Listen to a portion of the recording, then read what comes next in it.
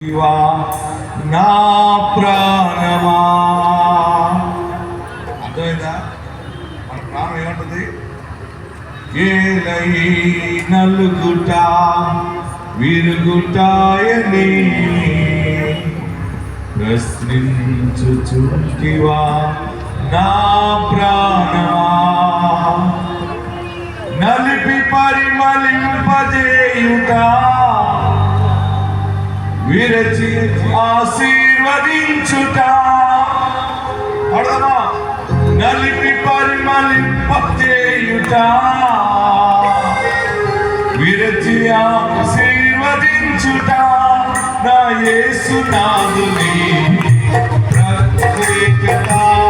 నా యేసునాథుని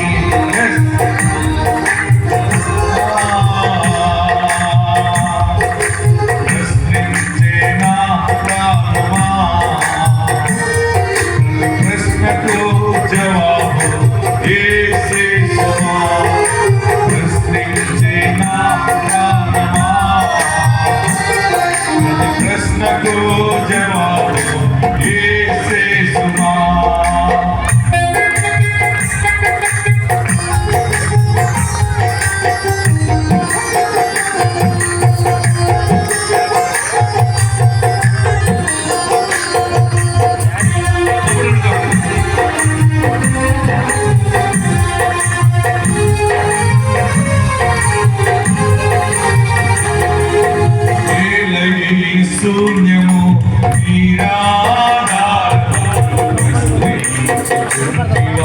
నా ప్రాణమా.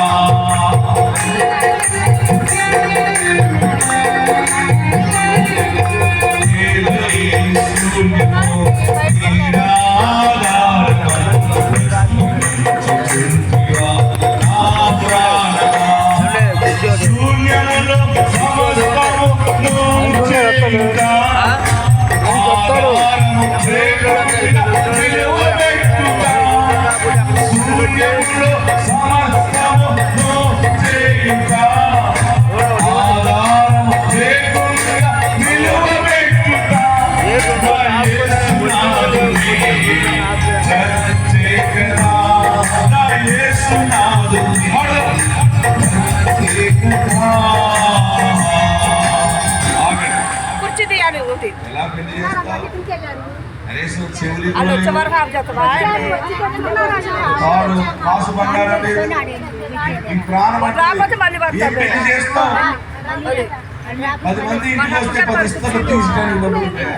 ఏమైనా దాసేవా? సంపాదించేవా? నీ భర్త ఏమైనా సంపాదించేగా? నీ తండ్రి ఇచ్చింది ఉన్నదా? నువ్వేం చేసావు? ఎలా చేస్తావు? ఎలా కడతావు ఇల్లు? కుర్చీ అటు పెట్టకూడదు. బయటకు వెళ్ళాడు. ఇక్కడ కుర్చీ కాడుకుందండి. మనిషి మరి కుర్చీలు కాడండి. మనుషులు ఉండబట్లేదు. కావాలి కాదు, మా ఆడవాళ్ళకి పోయినా మగవాళ్ళు పంపిస్తాం. నలబాట్లో పంపిస్తారు. మేము పనిచేసే వాళ్ళు మాకు ఇవ్వచ్చే మీరు పంపిస్తాము సెక్యూరిటీ.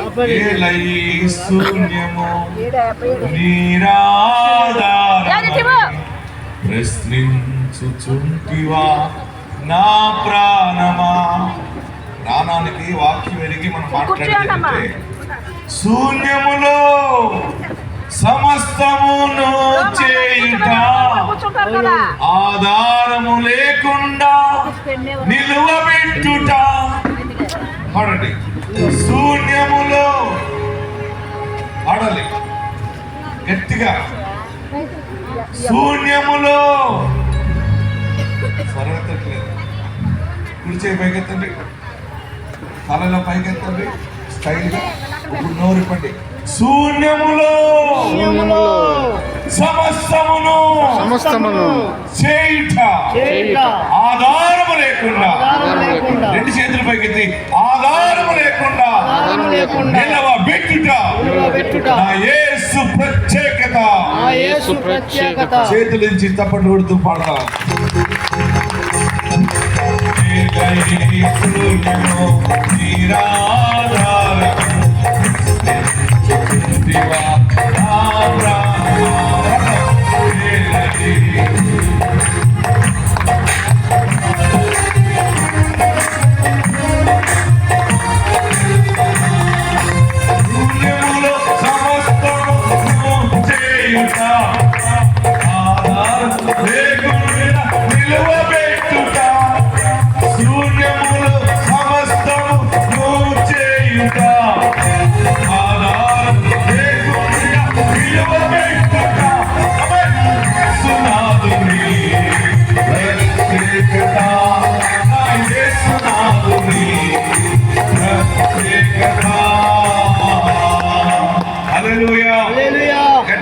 చెప్పండి, ఇంకా గట్టిగా హల్లెలూయా చెప్పండి, ఇంకా గట్టిగా హల్లెలూయా చెప్పండి.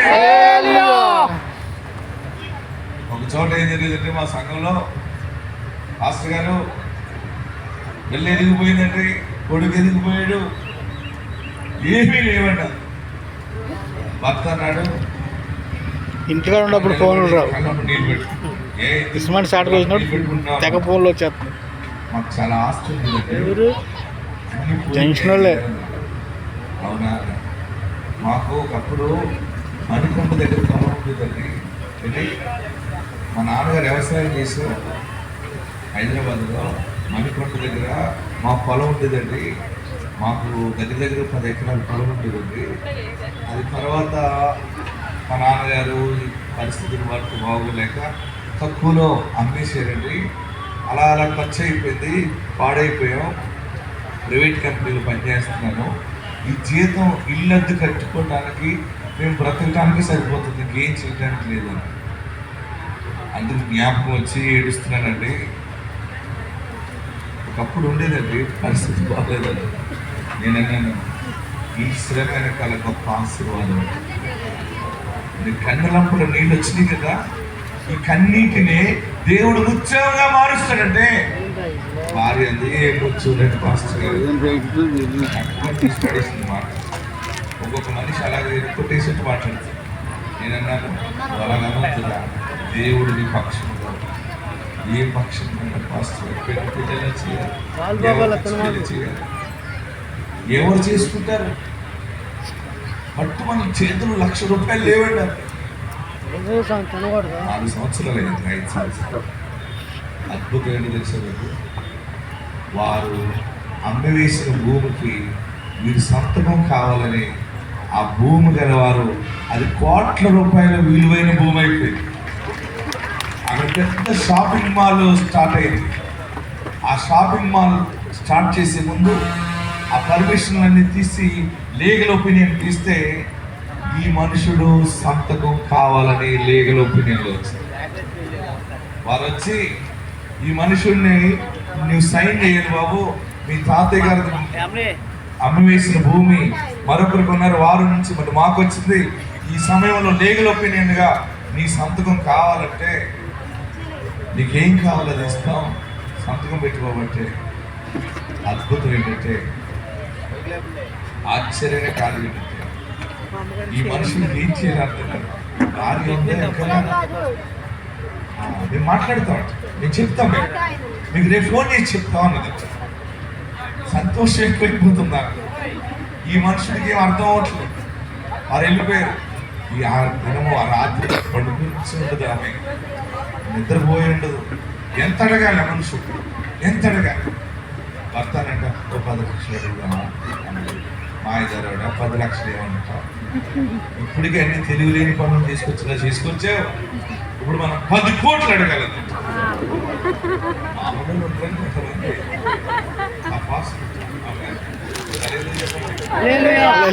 లక్షలు ఇతనంటే ఆమె ఎంత ఉంది? 10 కోట్లు. ఈ మనుషులు అంటే తప్పు అలా అడగలుగుతున్నారు. వాళ్ళు అనిపిస్తే అనిపించుకున్నారు. చివరికి కేసు కాదని పరిస్థితి. వాళ్ళిద్దరు దెబ్బలాడుకున్న రాత్రి ఉదయాన్నే పాస్టర్ గారు ఇలా ఉందండి, ఈ మనుషుడు 10 లక్షలు అడుగుతారంటాడండి. నేనన్నా నువ్వు కొంచెం స్పీడ్ తగ్గించుకోవాలి, 100 స్పీడ్ వెళ్ళిపోతున్నావు, 40కి రా అన్నాడు. 10 లక్షలు సంతకం తగ్గిస్తారు అనుకుంటున్నాను.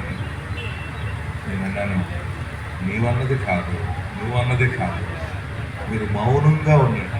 అంటే మీరు మౌనంగా ఉండండి. నీకు ఎంత అవసరమో, నీకు ఎంత కావాలో ఒకడున్నాడు న్యాయాధిపతి, ఆయన తీసుకొచ్చాడు నీ కాళ్ళ దగ్గర దీన్ని, ఆయనే మాట్లాడతాడు సమయానికి. మీరు దేవుని చేతికి అప్పగించండి అని నేను ప్రార్థన చేసి పంపితే వారు ఏం చేశారు తెలిసారు? వారు చెప్పడమే మంచిగా వచ్చి ఈ సంతకం పెడతాడో పెట్టడో నాకు భయం వచ్చింది. ఎందుకంటే అది దగ్గరగా 400 నుంచి 500 కోట్లు విలువైపోయింది. అంత విలువైపోయింది ఆ భూమి. ఎందుకంటే అందులో ఆ మాల్స్ అలాంటివి వచ్చింది. వారు అన్నారు, 5 కోట్ల రూపాయలు, 5 కోట్లు మీకు ఇస్తాం. మీకు ఒక విల్లా కొనిస్తాం, ఒక ఇల్లు కొనిస్తాం. 5 కోట్ల రూపాయలు నీకు క్యాష్ ఇస్తాం. సంతకం పెడతావు అంటే మీ భార్య నవ్వు వచ్చేసి నవ్వేసుకుంటారు. 5 ఏంటంటే 7 ఇవ్వండి. నేను ఏం చెప్పి పంపించాను? మాట్లాడితే మౌనంగా ఆ మనుషులు అమ్మ మీకు క్యాష్ ఇవ్వడం కానీ మేము ఎక్కువ ఇల్లు కట్టామనుకుంటాం కదా, అంతకంటే ఎక్కువైంది. 2 ప్లేసుల్లో 2 కట్టబడిన ఇండివిజువల్ ఇల్లులు, అంటే 2 విల్లాలు, మీ 2 బిడ్డలకి చెరువు ఒక ఇల్లు, మీరు బ్రతకడానికి 5 కోట్ల రూపాయలు ఆల్రెడీ మేము డిసైడ్ అయ్యామని చెప్పాను. వెంటనే నాకు నెంబర్ కొట్టేసింది ఫోన్. అయ్యగారండి ఇలాగ అన్నారండి. నేను ఏమి ఆలోచించుకుంటే సంతకం పెట్టేసి ఏమి లేదని ఏడ్చావు కదా. ఆమె నన్ను మనం పిలిచి చెప్తున్నావు. గొప్ప మాట ఏంటంటే, అయ్యగారు లేదు లేదని ఏడ్చామంటే మీరు చెప్తారు కదా వాగ్దానాలు, మాస్టర్ గారు నేను వాగ్దానం చెప్తున్నాను, ఎప్పుడు జరుగుతాయి ఏంటో ఈ జీవితం అని అనుకున్నాను. కానీ దేవుడు సర్వ సమృద్ధిని మాకు ఇచ్చాడు. మాకు ఇల్లు ఇచ్చాడు, ధనం ఇచ్చాడు, మమ్మల్ని ఆస్తికర్తగా చేశాడు. చాలు మాకు. దేగరా నువ్వు ఏడుస్తున్నావే, దేవుడు ఏదో ఒక చోట ఎక్కడో నీకు తెలియని దాచిపెట్టాడు. నీ బిడ్డ ఎదిగేటప్పటికి సమయానికి అన్నీ తీసేది. కొంతమందికి ఎదిగినప్పుడు కూడా రాలేదని ఏడుస్తున్నారేమో, పెళ్లి డేట్ పెట్టుకున్న నెలలో వచ్చి పడిపోతుంది. అంటే ఆయన దాచిపెడతాడు. ఎప్పుడు నిన్ను తలగా నియమించాలో ఆయన చిత్త ప్రకారం చేస్తాడు. ఆత్మదేవుడు నీకు తోడైండును గాక. ఆమేన్. మీరేం భయపడకండి. మీరు ఎవరికి చోటు ఇవ్వాలి?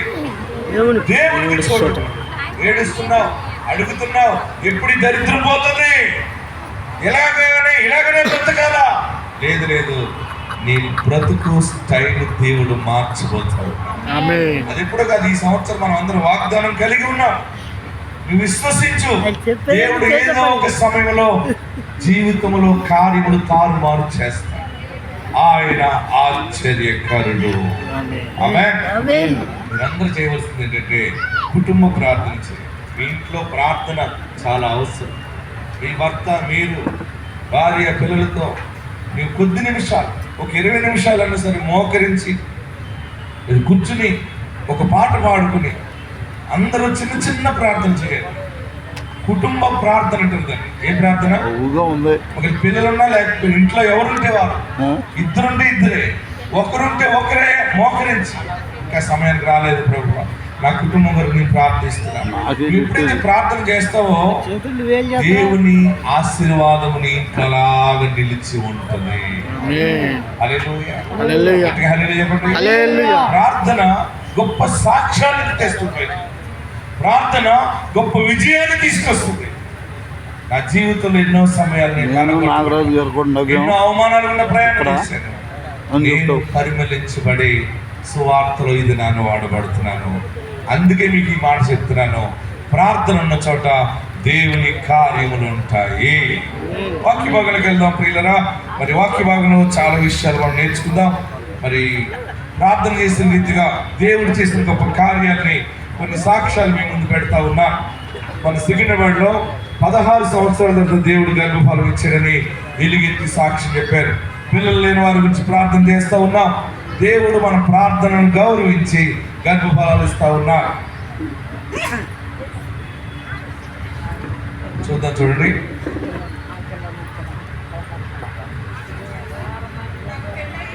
మాది గుంటూరు జిల్లా తుళ్ళూరు మండలం పెద్దపల్లి గ్రామము. మేము గుంటూరు నుంచి వచ్చాము. నాకు పెళ్ళయి 16 సంవత్సరాలు అవుతుంది. నేను 13 సంవత్సరాలు గుంటూరులో తిరిగిన హాస్పిటల్ లేదు, నాటు వైద్యం లేదు, సోదుగా లేదు చెప్తే అది చేశాను. అయినా నాకు గర్భఫలము రాలేదు. నేను ఇక్కడికి వచ్చి 3 సంవత్సరాలు అవుతుంది. ఫస్ట్ ప్రెగ్నెన్సీ నాకు నార్మల్గానే కన్సీవ్ అయింది. 3వ నెలలో స్కానింగ్కి వెళ్తే పాపకి ఇక్కడ పుండులాగా పడింది.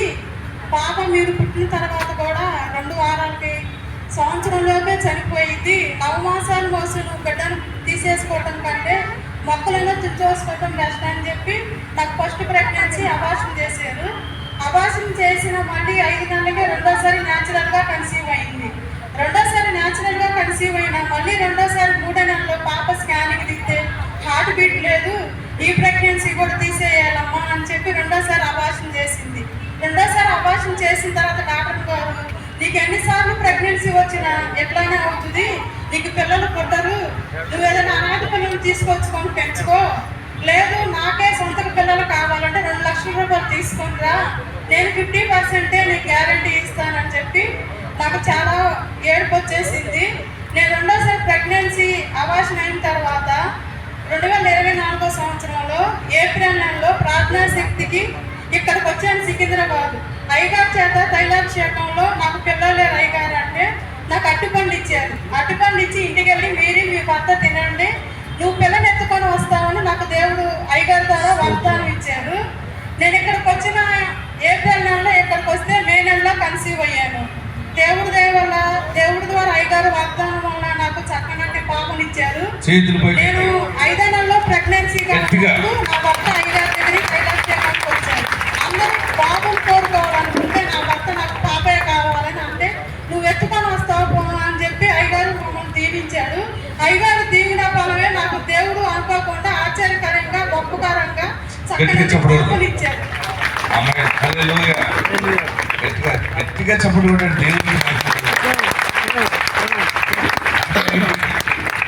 హాస్పిటల్లో కూడా రిజల్ట్ అయిపోయింది. చివరికి ఎక్కడ దొరికింది దీవెన? ప్రార్థనా శక్తిలో దొరికింది. ఆమె ఇప్పుడు ఎక్కడ మీకు సోది చెప్పాడు. చాలా మంది తైలాభిషేకానికి వచ్చి ఈ మధ్య నన్ను కలుస్తూ ఉన్నారు. మొన్న ఒక ఆయన అన్నాను, నువ్వు బాప్తిసానికి రెడీగా ఉన్నావా అన్నాను. తీసుకుంటానండి అన్నాను. సోది చెప్పేవాళ్ళు కూడా శోధనలు ఎక్కువైపోయి, సోది నే వాళ్ళకి శోధనలు ఎక్కువైపోయి. దీని అంతటికి విరుగుడు ఎక్కడుందంటే యేసు నామములోనే ఉంది. ఆమేన్. హల్లెలూయా. ఆమె చూడండి, గర్భదోషం, గర్భశోకం, ఇవన్నిటినీ ప్రార్థన చేసి ప్రతిష్ఠ చేసి అమ్మాయి ఉంచుకోరా తినేసేది అంటే వారు విశ్వాసం బలపడి వారు తిన్న నెక్స్ట్ మంత్ దేవుడు గర్భఫలం ఉంటుంది. కన్సీవ్ అయింది, తన భర్త వచ్చాడు. మళ్ళీ ఎవరు కావాలి నీకు? నేను ఎవరినైనా ఎవరు కావాలని అడిగితే అందరూ మగపిల్లోడు అంటారు. ఈ మనుషుడు ఎవరిని అడిగాడు? ఆడపిల్ల కావాలన్నాడు. నేను అన్నాను, అందరూ మగపిల్లలను అడుగుతున్నారు, నువ్వు ఆడపిల్లని అడుగుతున్నావు అంటే నాకు ఆడపిల్ల కావాలయ్యారు. ప్రార్థన చేసి ప్రభువా ఈ బిడ్డకి ఆడబిడ్డనంటే అని ప్రార్థన చేసి నేను ఆడపిల్లని ఎత్తుకురా అంటే ఆదివారం ఆడపిల్లని ఎత్తుకుని సికింద్రాబాద్ మా చర్చికి వచ్చి ఇచ్చేది ఆదివారం చెప్పబడిన సాక్ష్యం అనమాట. గట్టిగా హల్లెలూయా చెప్పండి. మీకేం కావాలో కోరుకోండి, నేనున్నా ప్రకటించడానికి, సేవకుడుగా ఇవ్వటానికి దేవుడు సిద్ధముగా ఉన్నాడు. వాగ్దానం ద్వారా దేవుడు నా తండ్రికి ఇచ్చాడు కనుక, వాగ్దానం ద్వారా పుట్టిన నన్ను నా తండ్రి ఈ భక్తి మార్గంలో పెంచాడు కనుక ఎప్పుడు దారి తప్పనివ్వకుండా ఒక్క సినిమా కూడా చూడకుండా పెంచాడు నా తండ్రి. ఎక్కడికి వెళ్ళని పోయింది నాన్న అంటే, బాబా నువ్వు వెళ్ళకూడదు, నువ్వు జనములకు ప్రవక్త అవుతావు, బలముగా నువ్వు వాడబడతావు అని చెప్పాడు. నేను అనుకునేవాడిని ఈయన కడుపు ఎందుకు పుట్టాను రా, మంచిగా మేడన్న వాళ్ళ కడుపు పుట్టలేదు, నేను అన్ని సినిమాలు చూడొచ్చు కదా అనుకునేవాడిని. ఎక్కడికి వెళ్ళొచ్చేవాడు కదా, స్కూల్కి కుటుంబ ప్రార్థన, మళ్ళీ ఆదివారం ఆరాధన, 2 ఆరాధనలు ఆదివారం. క్రికెట్ లేదు, వాలీబాల్ లేదు, సినిమా లేదు, షికార్ లేదు, డ్రామా లేదు, ఏ డ్రామా కంపెనీకి తీసుకెళ్ళలేదు. అలాగ నిష్ఠగా పెంచాడు. ఎప్పుడైతే తన భయముతో కొంతకాలం పెంచాడో ఆ భయము దేవుని భయముగా మారి నేను దేవునికి కనెక్ట్ అయినప్పుడు ఆత్మాభిషేకం నా మీదకి వచ్చింది. ఈ ఆత్మాభిషేకంతో ఈ సేవ చేస్తూ ప్రజల ఎదుట దీవెనలు ప్రకటిస్తుంటూ వెళ్తా ఉన్నా. మీ జీవితంలో కూడా మీ అందరి మీద చేతులుంచి కష్టమైన ప్రార్థన చేస్తున్నాను. ఎందుకంటే ఆయన నాకు ఇచ్చిన వరముతోనే నేను ఇలా ఖర్చు అవ్వాలి, మీరు అలాగ ఆస్వాదించబడాలని నేను ప్రార్థన చేస్తా ఉన్నాను. అందుకని మీ అందరి మీద చేతులుంచి ప్రార్థన చేసేది ఎందుకంటే ఈ యొక్క వాగ్దానం ద్వారా జన్మించిన ఈ బ్రతుకు దేవుని చిత్త ప్రకారం ముందుకు కొనసాగాలని ప్రార్థిస్తూ ఉండగా దేవుడు మీ పట్టణానికి నన్ను సేవ కొరకు తోడుకుని వచ్చాడు.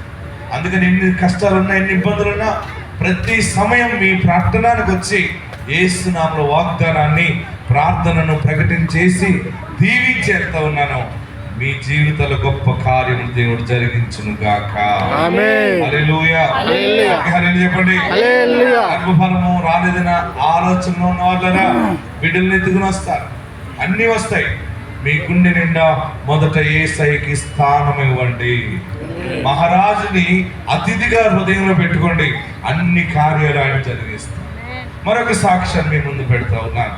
విజయవాడలో మన శనివారం అద్భుతమైన సాక్ష్యం. 14 సంవత్సరాల తర్వాత దేవుడు గర్భఫలం ఇచ్చాడు, సాక్ష్యం ఇచ్చారు. ఈ సాక్ష్యం ఇద్దాం. నాకు 14 సంవత్సరాలు పెళ్ళయ్యి ఫస్ట్ పాప వెంటనే మనిషి అయ్యాడు. పాప పుట్టిన తర్వాత మరి లేడు. ఎన్నో హాస్పిటల్కి వెళ్ళాడు. పిల్లలు కలగలేదు. పుట్టింటికి వెళ్తే మా అన్నయ్య అయితే ఎన్నో సార్లు అన్నాడు, నీకు పిల్లలు పుట్టకుండా నా కొడుకుని తీసుకుపెంచుకోని అన్నాడు.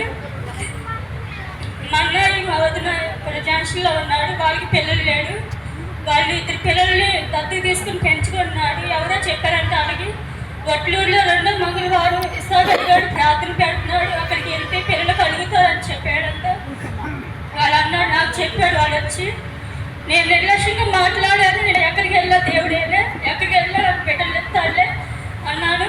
ఎన్నో హాస్పిటల్కి వెళ్ళా కానీ నాకు పిల్లలు కలగలేదు. నేను ఒకటే అడుగున్నా, ఇంకా ఈ మందులు వాడకూడదు, ఈ మందులతో ప్రయోజనం ఏమీ లేదు, ఈ మందుల వల్ల పిల్లలు కలగరాస్తున్నా. నేనేం చేశానంటే అక్కడి నుంచి వట్లూరు చర్చికి వెళ్ళాను. 1 నెల వెళ్ళాను. 1 నెల వెళ్ళిన తర్వాత మందిరంలో అడుగు పెట్టిన తర్వాత నాకు ఒక ఎల్లిగల్లా కనిపించింది. నా జీవితంలో ఒక కార్యం జరిగినట్టు కనిపించింది. నేను అప్పుడే మొదటి నెల వెళ్ళాను. 3 అంశాల గురించి ప్రార్థన చేసుకున్నా. నాకు పిల్లలు లేరయ్యా, ఒక్క బిడ్డ ఉంది. ఒక్క పిల్లవాళ్ళు నువ్వు ఒక్క పిల్లగా కొట్టుపోయావు అని చెప్పి నన్ను ఎన్నో మాటలు ఎన్నో పెద్దానికి నన్ను ఏడిపించాడు, ఎగతాలు చేశాడు, అవమానం పరిచాడు. ఎంతో మంది దేవుడికి చెప్పుకొని పొడి పెట్టుకొని అన్నాడు.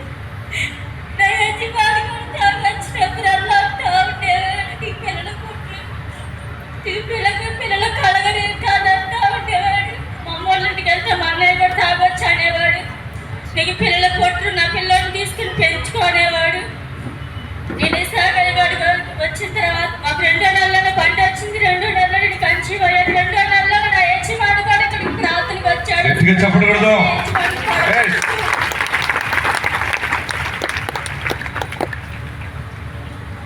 దేవుడు గొప్ప కార్యము ఆ బిడ్డ జీవితంలో చేసి, ఎందుకు ఇన్ని వేల మంది లక్షలాది మంది ప్రజలు వస్తున్నారు చెప్పిన గారిడీ కాదు, మ్యాజిక్ కాదు, షో కాదు, పడగొట్టేయడం ఉదయం కాదు. ఇది మోకాళ్ళ ప్రార్థన ద్వారా వచ్చిన గొప్ప కార్యం.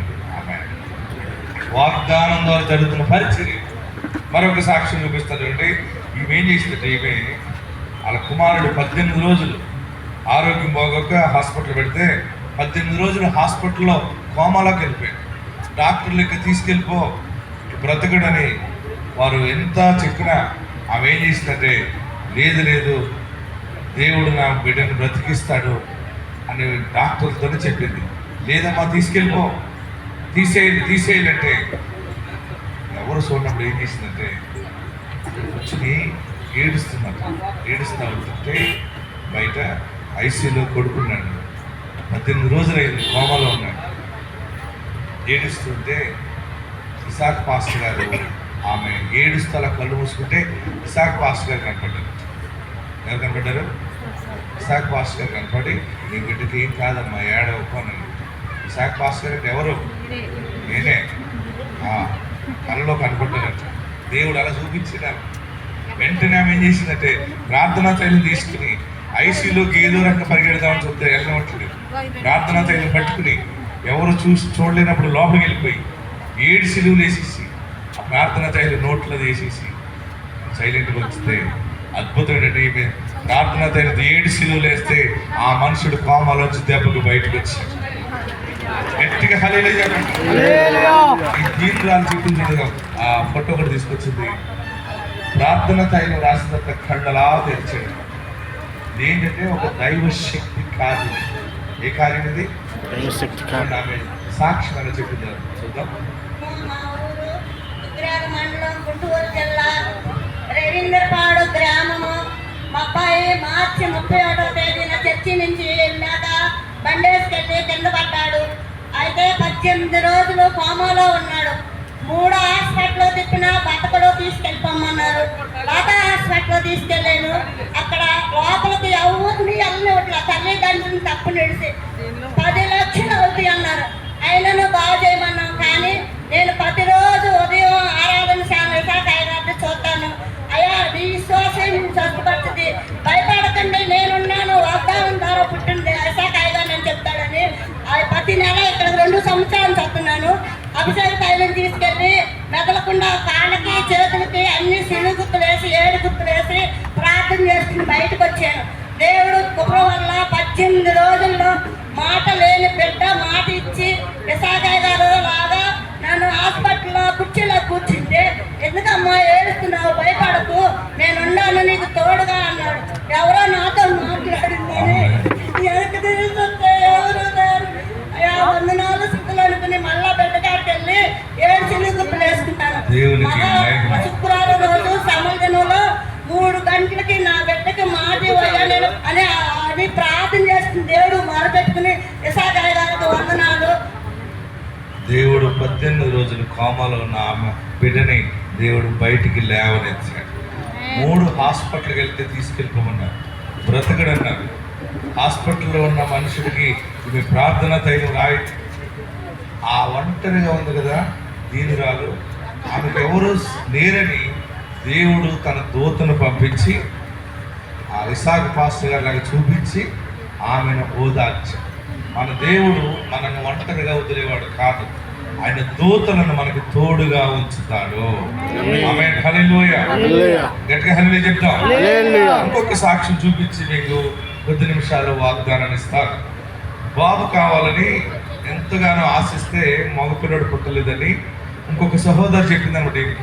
ఇదిగో ప్రార్థనా శక్తికి వెళ్తే నువ్వు ఏది అనుకుంటే అది జరుగుతుంది, అక్కడ అందరికీ అనుకునే జరుగుతున్నాయి, నీకు మగపిల్లడు కావాలంటే ప్రార్థనా శక్తి తైలాభిషేక ఆరాధనకి రా అంటే ఆమె అన్నదట, అలాగే ఎందుకు వస్తాను నేను, చర్చిది ఎక్కడ బాప్తిసం పొందినో ఎక్కడ మారు మనసు పొందేమో అక్కడే ఉండి అడగాలి దేవుడిని, నేను రానంటే రాను వదిలేసింది. మళ్ళీ చెప్పింది ఆమె, లేదు ఆ చర్చికి వెళ్ళి కానీ ఒక్కసారి ఆయన వాగ్దానం ద్వారా పుట్టిన దైవజనుడు ఆ అభిషేకం చేస్తాడు, ప్రార్థిస్తాడు, కార్యాలు జరుగుతున్నాయంటే అతి బలవంతంగా ఇష్టం లేకుండా వచ్చింది.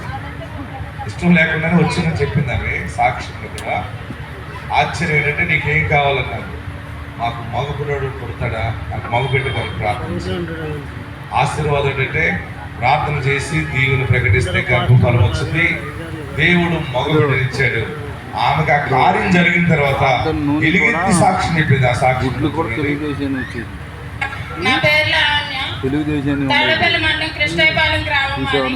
మా ఊర్లో మా మేనత్త గారు ఉన్నారు. నాకు మగబిడ్డ కావాలక్క అని నేను చాలా సార్లు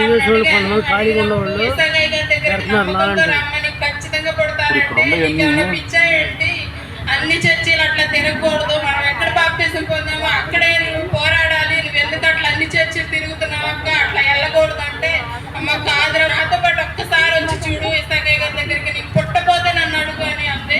నేను అక్క చాలా తిట్టాను, అలా వెళ్ళకూడదు అక్క, ఎక్కడికి పడితే అక్కడికి ఏ ప్రార్థనకి వెళ్ళకూడదు, మనం ఎక్కడ బారు పంచుకుందామో అక్కడే పోరాడాలి అని నేను వాదించాను. ఆయన నన్ను బలవంతంగా తీసుకొచ్చిన తర్వాత నేను ఇసాకయ్య గారితో, అయ్యా మా అమ్మకి మేము 3 ఆడపిల్లలము, నాకు మళ్ళీ ఫస్ట్ ఆడపిల్ల పుట్టింది, నాకు మగపిల్లడు కావాలి అని నేను అడిగాను. పుట్టునుగా వెళ్ళు అన్నారు. నేను అదే నమ్మకంతో వెళ్ళాను. వెళ్ళిన తర్వాత మా ఊర్లోనే నాకు నార్మల్ డెలివరీ అయింది. నాకు చక్కటి మగబిడ్డని ఇచ్చాడు దేవుడు.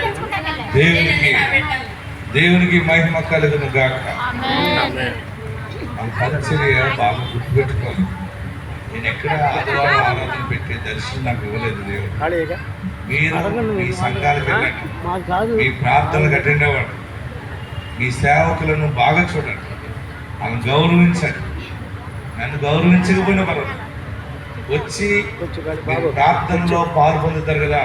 దేవుడు నాకు ఇచ్చిన వరంతో మిమ్మల్ని ప్రతిష్ఠ చేసి పంపిస్తాను.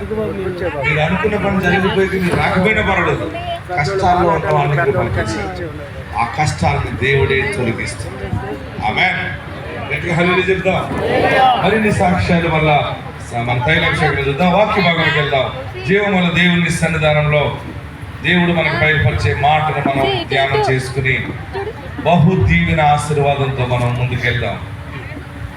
నా జీవిత తీరమునా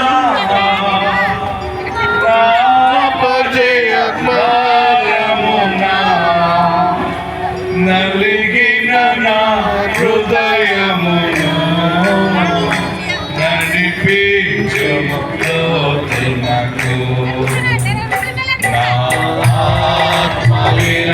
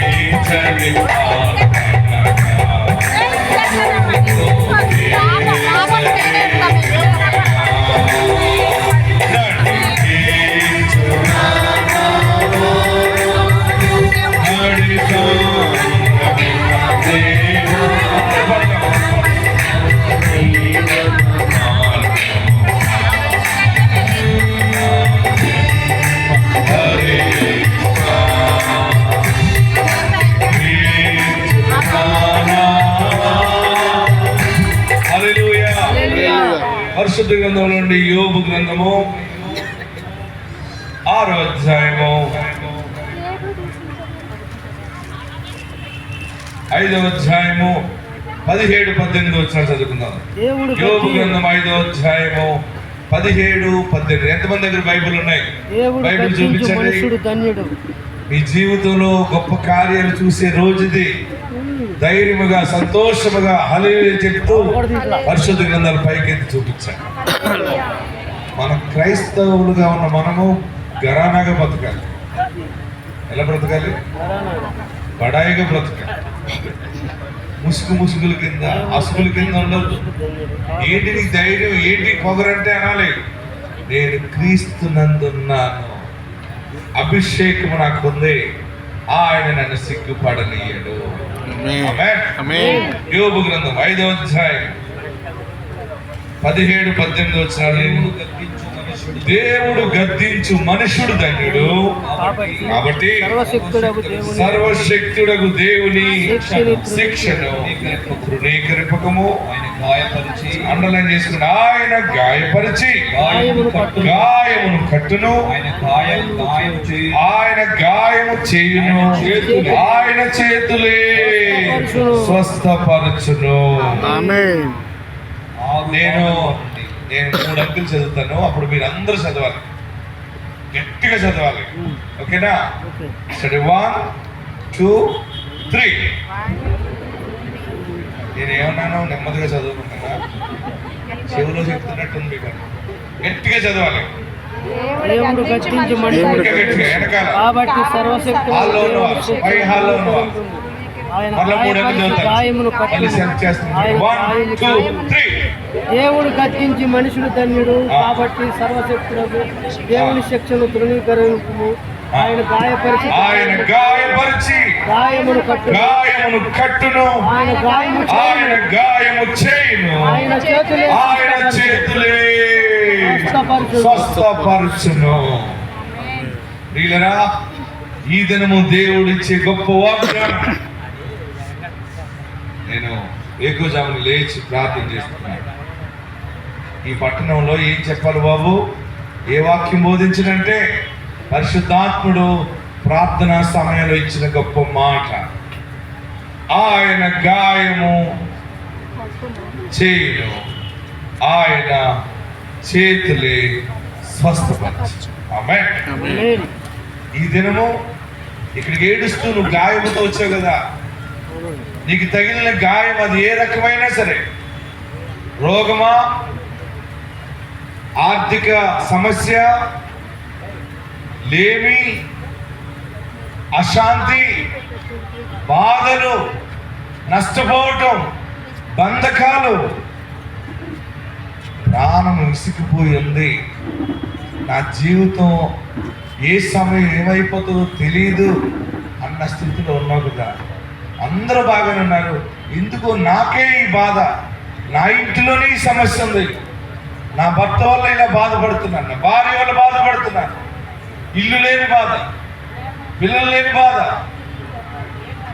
రకరకాలుగా ఎవరో ఏదో చేతబడి చేశారేమో, ఏదో జరిగిందేమని రోజు కృషించిపోతూ ఏదో దేవుడు ఇక్కడ జరిగిస్తాడు కార్యం వచ్చావు కదా, నీకు అసలు మార్గం చెప్తున్నాడు. ఆ కష్టము దేవుడే పెట్టాడు. ఈ దినము ఆయన చేతుల ద్వారా నిన్ను స్వస్థపరచుచున్నాడు. మీ అందరూ కూడా ఈరోజు తైలాభిషేకమైన మరుక్షణం చెక్ చేసుకోండి. మీకు విశ్వాసంతో కనుక మీరు పరీక్షించుకుంటే అన్ని నార్మల్ వస్తాయి అంతే. ఎందుకంటే ఈ రోగం నాకు ఎందుకు వచ్చింది, ఈ వ్యాధి నాకు ఎందుకు వచ్చిందని అనుకుంటున్నాము. ఈ శోధన ద్వారా గొప్పగా నిన్ను బాగు చేయాలని, నిన్ను ఒక సాక్షిగా నిలబెట్టాలని, నిన్ను నలిపింది, నిన్ను నలగొట్టింది ఎందుకంటే రెండంతలుగా నిన్ను ఆశీర్వదించడానికే. దేవుని వాక్యం అంటాడంటే, దేవుడు గద్దించు మనుషుడు ధన్యుడు, కాబట్టి సర్వశక్తులకు దేవుని శిక్షను తృణీకరింపకము. నీకు వచ్చిన కష్టాలు, నీకున్న బాధ, హలో ఏడుస్తూ ఉన్నావు కదా, ఎవ్వరికి చెప్పకుండానే గుట్టుగా ఏడుస్తున్నా నీ బాధ, అందుకే నీతో మాట్లాడుతున్నాడు. దేవుడు నిన్ను గద్దించి ఉన్నాడు. ఆమేన్. ఆయన శిక్షను నీవు తృణీకరించలేదు. ఏంటి బాబు, ఆ బాధ కలిగినప్పుడు కూడా మళ్ళీ ఆయన వైపే తిరిగి ఏడుస్తున్నాం. మనం దేవుని పిల్లలు, చిన్నపిల్లలు ఉన్నారనుకోండి, తల్లి బిడ్డను కొడుతుంది, మళ్ళీ ఆడు ఎక్కడికి వచ్చి ఏడుస్తాడు, ఆడేమని ఏడుస్తాడు, అలా చెప్పాలి. అమ్మమ్మ అంటాడా, అమ్మ కొడితే అమ్మమ్మ అంటాడా, ఏమని ఏడుస్తాడు? మీరు ఎలాగ ఏడుస్తుంది? అమ్మ అంటే ఏడుస్తూ మళ్ళీ ఎక్కడికి వెళ్తాం మనం? మళ్ళీ అమ్మ కొట్టిన అమ్మ దగ్గరికి వెళ్తాం. ఎందుకంటే మనకు తెలుసు, అమ్మ కొట్టినా మళ్ళీ అమ్మే పాలిస్తుంది, అమ్మే బట్టలు కడుతుంది, అమ్మే ఎత్తుకుంటుంది, అమ్మే ముద్దాడుతుంది, అమ్మే నాకు అన్ని చేస్తుంది. హల్లెలూయా. హల్లెలూయా చెప్పండి. మనకి వచ్చిన కష్టాలు, బాధలకి ఎవరి దగ్గర ఏడుస్తున్నావు? ఎవరి దగ్గరికి వచ్చేప్పుడు ఆయన ఉన్నాడు, ఆయన ఫలము దయచేవాడని ఇక్కడికి వచ్చాము. ఆయన మరలాని నీ రోజు ఎత్తుకుని ముద్దాడే అనుభవాన్ని నువ్వు అనుభవించబోతావు. ఏంటి గాయము, నాకెందుకు వచ్చింది ఈ రోగము? మొన్న కామెంట్ ఉంది, నా ఎముకలన్నీ అరిగిపోయి ఏంటి పాస్టర్ గారు. ఆ భర్త అంటున్నాడు, నాయి కూడా అరిగిపోయినాయి అంటాడు. ఏం బరువులు మోసాను మీరు అన్నాడు. అసలు ఎప్పుడు ఏ పనికి వెళ్ళలేదండి, బరువులు పోయలేదండి. మరి ఎందుకు అరిగిపోయి అన్నాడు.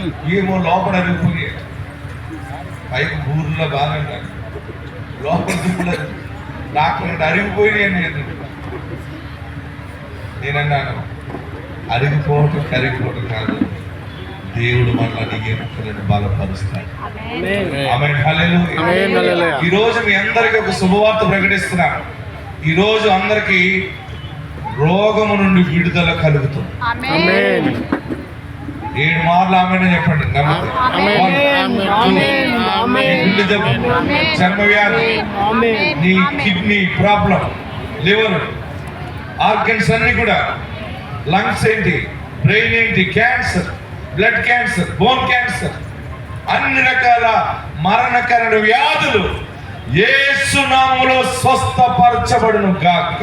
ఆమేన్. ఆమేన్. మెంటల్ గా ఉన్నవారు, మెంటల్ కేసు అన్ని పోతాయి. ఎందుకంటే నిన్ను జస్ట్ నువ్వు విశ్వాసం ఎలాగుంటుందో ఆయన నిన్ను పరీక్ష చేశాడు. ఈ శోధన వచ్చినప్పుడు నన్ను వదిలేస్తావా, నాకు దూరం అవుతావా, దగ్గరికి ఉంటావా? మనం చాలా జాగ్రత్తగా ఆయన దగ్గరే ఉండటానికి పరిశుద్ధాత్ముడు మనల్ని కాపాడుకుంటూ ఇక్కడికి వచ్చాడు. ఆయన నిన్ను గాయపు చేశాడు, ఆయన చేతులే నిన్ను స్వస్థపరచుచున్నాయి. అందరూ కూడా మీకు రోగం ఎక్కడుందో, ఎక్కడ మీకు గడ్డలు ఉన్నాయని అనుకుంటారో, ఎక్కడ పెయిన్ ఉందో, బాధ ఉందో, అక్కడ మీ 2 చేతులు పెట్టుకోండి. మొదట మీ కుడి హస్తాన్ని పెట్టుకోండి. మన గాయం కలిగి ఉన్న సమయంలో కృప మనల్ని ఆవరించి ఉంటుంది. ఎక్కడున్న వారు అక్కడ లేచి నిలబడాలి. శోధన దైవజనుడు పరిశుద్ధ పౌలుకు వచ్చినప్పుడు, ఏంటి బాబు ఈ గాయం, ఏంటి ముళ్ళు అని అడిగాడు, తీసేయని అడిగాడు. అవునా, నా కృప నీకు చాలును అన్నాడు. అలాగైతే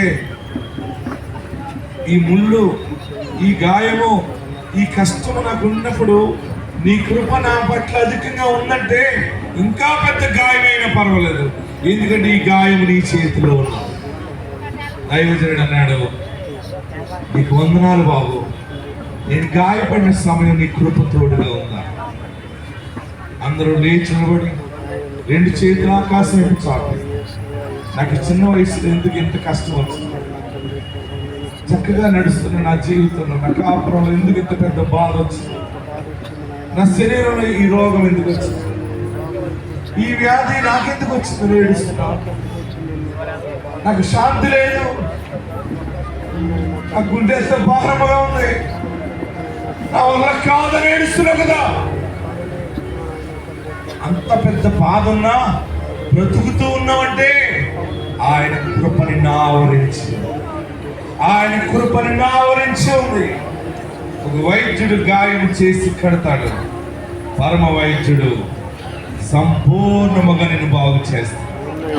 ఈ అప్పుల్లో ఎందుకున్నాను, నా బ్రతుకేంటి, ఎలాంటి ఇంటిలో పుట్టాను, ఎలాంటి పరిస్థితులు ఎదుర్కొంటున్నాను, ఈ మనిషి ఇలా మారిపోయేటి, ఈ మనిషి ఇలా మారిపోయేది, ఈ పిల్లలు ఎలా మారిపోయేటి, పిల్లల వల్ల ఎంత శోకమో, నాకు ఇంత దుఃఖమో ఏడుస్తున్నావా? దేవుడే నీ గాయమును స్వస్థపరచుచున్నాడు. అందరు 2 చేతులు తలపైన పెట్టుకోండి. అందరు 2 చేతులు తల